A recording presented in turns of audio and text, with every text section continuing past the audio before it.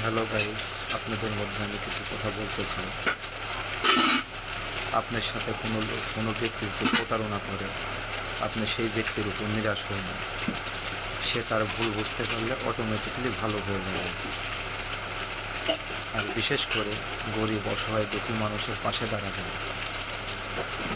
আপনি নিজে গরিব, আরেক গরিবের পাশে দাঁড়াবেন, এটাই উত্তম হবে আমি মনে করি।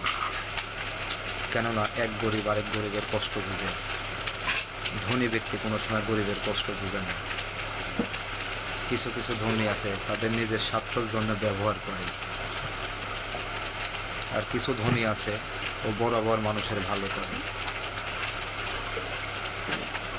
এই পৃথিবীতে কিছু স্বার্থবাদী মানুষ আছে, সে খালি নিজের স্বার্থই বোঝে, সে অন্যের কথা ভাবে না।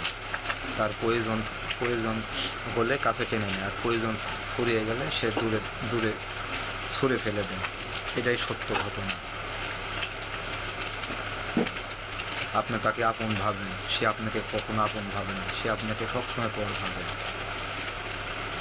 এটাই সত্য ঘটনা।